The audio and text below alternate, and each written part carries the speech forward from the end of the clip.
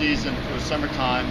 They are predicting a near normal Atlantic season hurricane events. And with about 70% accuracy rate, they're predicting 9 to 15 storms will hit Atlantic coast during this 6-month period that starts June 1st and runs through the end of November. So they're predicting 4 to 8 of these storms to be hurricane status with top winds of about 74 miles an hour, and then maybe 1 to 3 storms in the 110 or higher wind speeds. Now they could be very detrimental, very catastrophic events for the whole Atlantic coast. But we believe we're prepared for any of these events. Let me tell you what we do to get prepared. First and foremost, we need to invest in our infrastructure. And that's what we're doing right now. If you invest in our infrastructure, we believe that is one of the surefire ways of being prepared. We're investing $140 million alone this year. And also in the next 5 years, we're spending $750 million improving our infrastructure. Also, what's a very key component is trimming our trees that are near the power lines.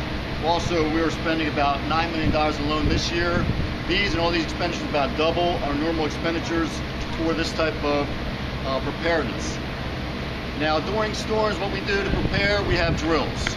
We have all our folks, we get all our key folks together, and we let them get a little bit acclimated about what a real storm could, when it actually takes place, what they need to do so it runs seamless and people know what their roles are, so we can have people placed in service as quickly as possible.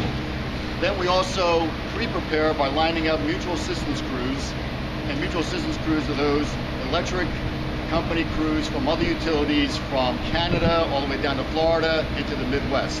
Then we also line up contractors as well. Then our friend to electric companies is the Weather Channel.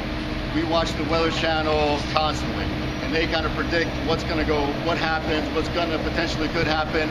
Now sometimes they may be a little off, their prediction might be a little off, but we try to be as prepared, and we figure that advance notice can help us get prepared. Also, when we do prepare events, we also reach out to our customers, those that have special needs in our life support systems, to give them some advance notice. If the event is far enough in advance, we even try to contact our customers, every one of our customers, all 500,000 or so customers that we serve in southern New Jersey, to let them know there's an imminent storm approaching and they need to be prepared just as Atlantic City Electric is preparing. And as well, the great efforts of the folks around me here, the Atlantic County OEMs, Atlantic County officials, the Red Cross, they're our partners. We work with them during our preparedness, and when they're there, that tremendous support helps us get our customers back in service. And through our Emergency Services Preparedness program we started about 10 years ago, we have these events, and we do a lot of preparation and a lot of coordination ahead of time, so when these events happen, they end up being seamless. Now, when the storm hits, what happens when the storm hits, and if we get enough advance notice, we plan for all these line crews to be here, and that works out well. When the storm that just happened this past few days before the 4th of July weekend, but the National Weather Service is calling it the derecho storm, that didn't give us a lot of advance notice. But when they happen, we're on. Our folks are in their facilities, they come in, they know when they come in, and they are working around the clock to get people back in service. And we concentrate on our largest areas of damage and our electric equipment that get severely damaged. So we try to get the most amount of people back in service, and that's our main intent, to try to get large groups of people back in service. Then we work our way, and we also include in that events or facilities that are critical importance both to the counties, the state, and the local municipalities, such as hospitals, such as life support facilities, nursing homes, municipal buildings that provide essential services, OEM buildings that provide essential services. Those kind of facilities are on our priority list to try to get those back in service, because they provide services to our communities. And then we work our way to the areas or service individual customers, and that's how we go through down the list. Now, when these events hit, the first few hours, the first 24 hours, we actually send people out and assess the damage that is out there. So we either drive out there when we can, or we actually will patrol via helicopter these more severely damaged facilities, so we have an idea. We know how many people to bring on board, what kind of equipment we need, what kind of material we need, so we can be the most effective as possible. We also encourage our customers, when there are severe damage and equipment is down, please stay away from all that equipment, whether it's anything coming off the pole, whether it's a wire, whether it's equipment, what we call those gray boxes or transformers. We ask them, please stay away from them. If they fall on your car, on your home, we ask you, please contact our office and we will do what we can to get someone there as soon as possible.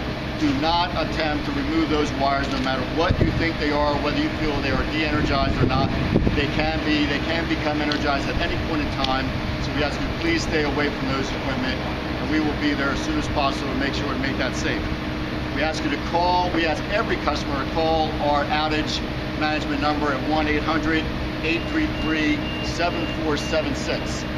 We ask all our customers to call. If you believe you're out of service, please call. Don't rely on your neighbor to call. You are our first eyes on the scene. You can give us information that we don't know ahead of time. So if you're aware of situations where there's a tree down or a wire down, please take the effort, make the phone call to us. We'll take the information and we use that information to dispatch our folks out to those locations as quickly as possible.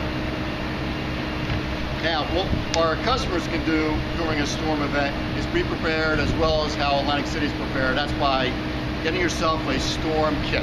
Now, in that storm kit, we ask you to add battery-operated radios, spare batteries, a small battery-operated television, flashlights, first aid kits, and emergency phone numbers, non-perishable foods, and bottled water, and have them so you can put them in a cooler. So that cooler, especially in the summertime, so it can be transported somewhere else if you need to be left behind. Because if there's a multiple day event, there is a possibility most people may not want to stay in their homes. If you are staying, fine. If you need to find other provisions, please do so ahead of time.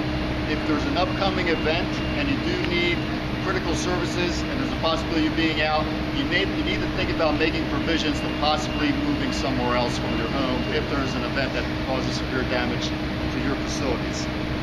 Also, we ask people to have a cell phone available with their charger available if you need to go somewhere else to charge it. And also a hardwired landline is critical. Now, if you don't have a hardwired landline, if there's a power outage that's a few hours in duration, that phone will not operate because it's not correctly hardwired if you have a portable phone. So I know some people are shying away from hardwired landlines, but it is very effective in a storm event with multiple durations of outages. So again, people can also go on our webpage, on our storm preparation handbook, which is on our webpage at www.atlanticcityelectric.com, where you can get much more information about our storm preparedness. So again, I ask folks, please, if there's an outage event, please contact our 800 number, emergency 800 number at 1-800-833-7476. And Atlantic City Electric will be on it as quickly as possible. So thank you for your attention. And now it's my privilege to bring up our key partner from American Red Cross, Mr. Ben Maldonado, who will give us a few words about the